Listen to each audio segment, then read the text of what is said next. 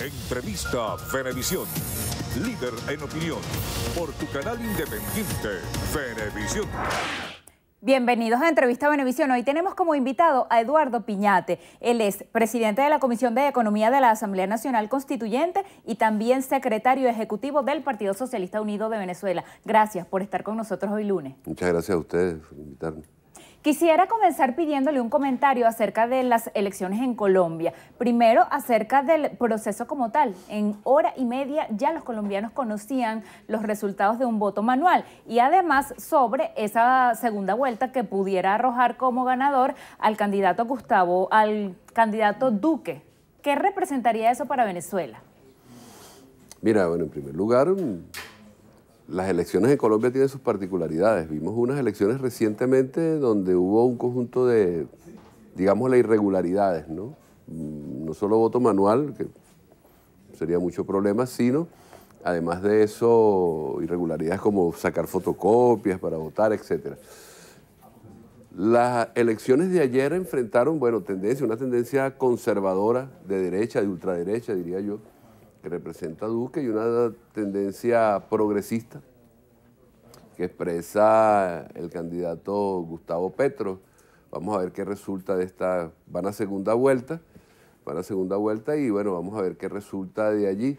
Es muy importante esas elecciones porque Colombia es un vecino, digamos, inmediato de Venezuela. Ya ha tenido una política, el gobierno colombiano, o los últimos gobiernos colombianos han tenido una política hostil contra Venezuela. Nosotros aspiramos, en todo caso, que el resultado electoral contribuya a una normalización, una regularización de las relaciones con el gobierno colombiano, con Colombia, y por supuesto un clima de convivencia, de relaciones normales, digamos así, se acabe esa hostilidad del gobierno colombiano para con el pueblo venezolano, la revolución bolivariana.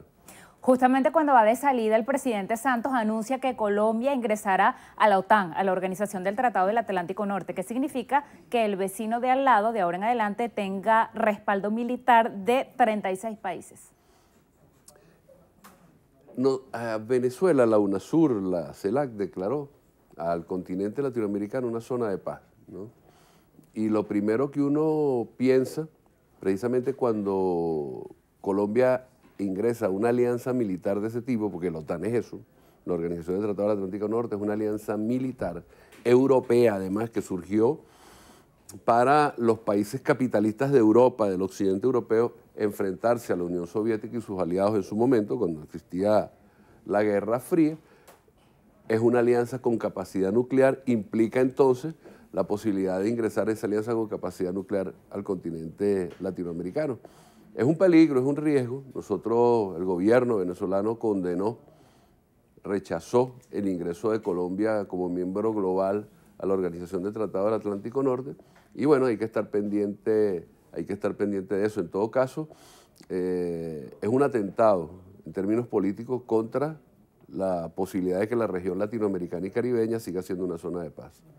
Otra noticia del fin de semana fue la liberación y regreso a Estados Unidos del americano Joshua Hall, quien estaba detenido en el SEBIN desde hace 2 años.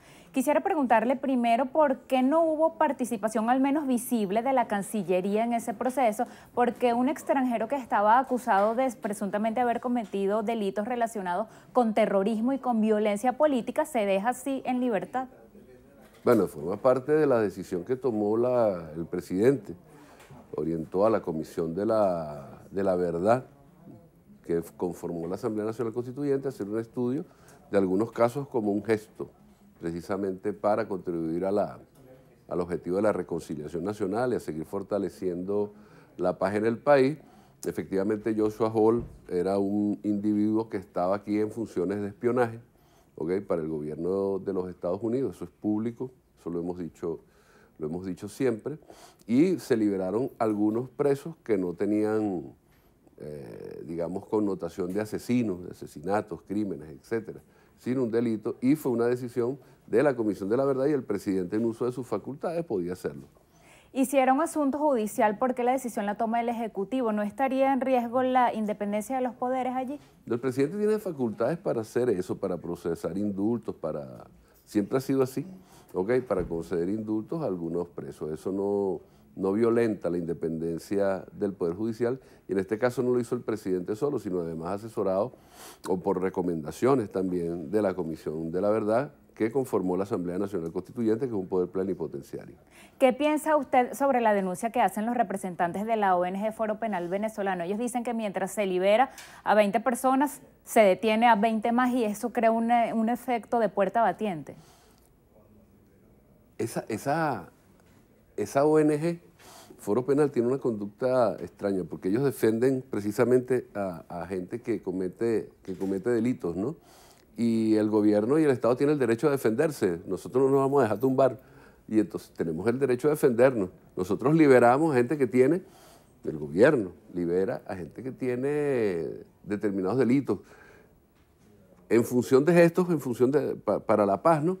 Y si ellos siguen cometiendo delitos, bueno, seguiremos atendiendo, pero enfrentando eso. Lo cierto es que tenemos el derecho a defender la democracia, tenemos derecho a defender la revolución bolivariana, tenemos derecho a defender el proyecto político. Acabamos de ganar unas elecciones con la mayoría del pueblo a favor del proyecto que expresa el compañero presidente Nicolás Maduro, y esa es una razón política bien importante.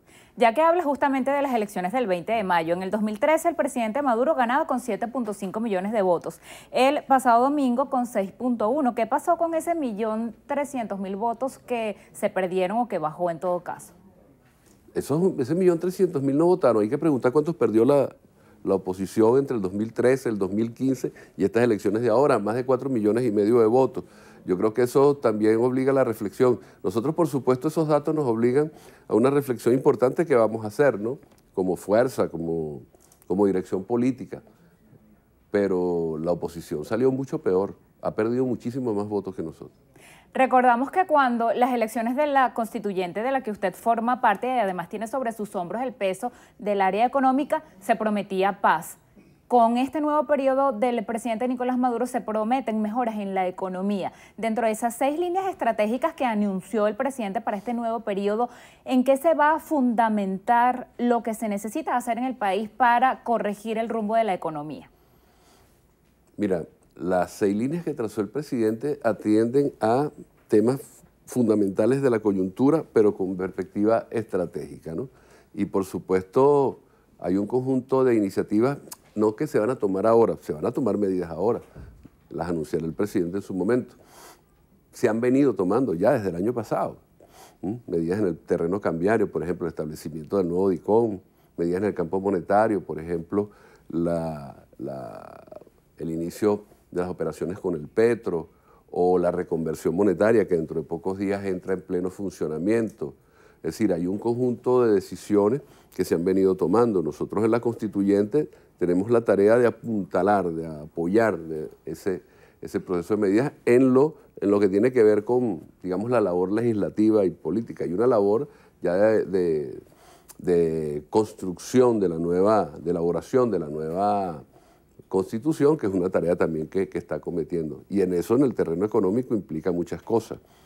Por ejemplo, el tema de la economía comunal, por ejemplo, el tema de la construcción del modelo económico productivo. Es decir, son un conjunto de áreas bien importantes. Pero en todo caso, para atender la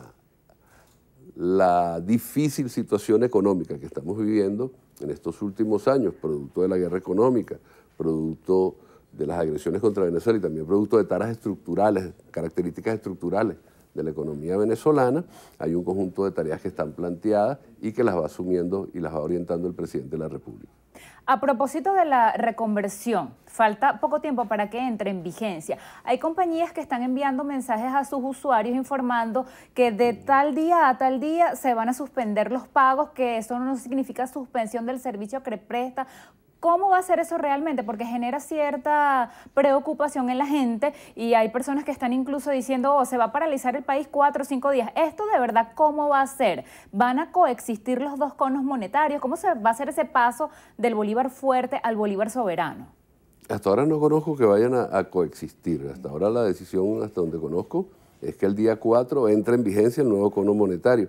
Ya venimos de un proceso que comenzó el 1 de mayo de marcaje, digámosle así, con los dos conos monetarios, es decir, los precios expresados en bolívar fuerte y en bolívar soberano. Una vez que el día 4 entre en vigencia el nuevo cono monetario, ya está, entra el nuevo cono monetario y comenzamos a operar con las nuevas monedas. O sea, hay que gastar las monedas viejas hasta el 3. No, las puedes depositar en tu cuenta bancaria y no pasa nada, ¿no? La puedes depositar en tu cuenta bancaria y luego comienza a operar el nuevo cono monetario. Desconozco si el Banco Central de Venezuela abrirá algún periodo de, digamos, de que quien se quede con monedas del billete, del bolívar fuerte, la podrá depositar después del 4. Pero en todo caso, ese proceso se va a dar de manera normal. No va a haber paralización del país en ningún momento. No va a haber ningún tipo de paralización porque eso se había estado previendo. El presidente Maduro el domingo 20 de mayo, inmediatamente después de votar, hablaba sobre la necesidad de un gobierno de unidad nacional y en cuanto a la economía, de un diálogo incluyente con sectores productivos, inclusive el privado. ¿Cómo se va a hacer esto y cuándo pudiéramos los venezolanos ver los primeros resultados? ¿Cuándo pudiera esto traducirse en aumento o arranque del aparato productivo para que quizás, por ejemplo, las cajas CLAP contuvieran productos venezolanos y no importados? Ya tenemos una experiencia, ¿no? Desde el año 2016, que fue y que es el Consejo Nacional de Economía Productiva, que ha funcionado durante todo este periodo, durante 2016 con muchísima regularidad, creo que se reunían hasta semanalmente, y el año 2017 también. Hay una suerte de retoma de esos espacios. El presidente incluso ha planteado que eso se extienda a nivel regional, a nivel de los estados, es decir, que el proceso de diálogo económico no solamente se desarrolla en Caracas, sino en cada entidad federal del país, lo cual implica un nivel mayor de participación y de construcción colectiva de política.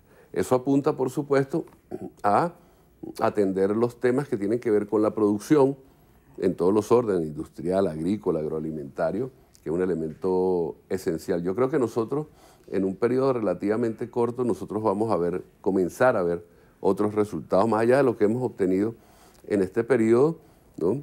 Que ha sido un periodo de mucha resistencia, de mucha dificultad, pero que nos ha permitido, primero, tú hablabas de las cajas CLAP, ¿no? Nos ha permitido, por la vía de la importación y en alguna medida también de la producción nacional, nos ha permitido atender al sector más vulnerable de nuestro pueblo. Estamos hablando de 6 millones de familias, lo cual no es poca cosa. Mientras se estabiliza la economía, ¿será posible la recepción de alimentos y medicinas a través del canal humanitario, tal como lo decía el ex candidato Javier Bertucci después de reunirse con el presidente Maduro? Esa es una decisión que compete al Ejecutivo y supongo que se está estudiando. Hay un tema con el canal humanitario, es decir, ¿qué estamos concibiendo como canal humanitario? El canal humanitario en los países que están en crisis humanitaria, ese no es el caso de Venezuela. En Venezuela ni hay crisis humanitaria, ni hay hambruna. Eso forma parte de la propaganda de la ultraderecha a nivel nacional e internacional. Nosotros tenemos capacidad para conseguir nuestros alimentos, para pagar, ¿no? Para cancelar lo que importamos en materia de alimentos, medicamentos, solo que tenemos un bloqueo y nos congelan un conjunto de divisas, de dinero con el que vamos a pagar eso. Eso es público, eso se ha denunciado de manera importante. Entonces, cuando hablamos de eso hay que ver cuál ayuda y por qué vía el gobierno pudiera asumir eso. Eso fue un planteamiento de Javier Bertucci al presidente, ¿ok? Bueno, eso está en todo caso en decisión del Ejecutivo Nacional. Se nos ha agotado el tiempo. Muchas gracias por haber venido esta mañana a hablar con nosotros. Gracias a ti. Así despedimos esta entrevista a Venevisión con Eduardo Piñate, presidente de la Comisión de Economía de la Asamblea Nacional Constituyente y secretario ejecutivo del Partido Socialista Unido de Venezuela. Gracias a ustedes por haber seguido Entrevista Venevisión. Quédense allí. Al regreso tenemos estrenos y estrellas aquí en la emisión matutina de su noticiero Venevisión.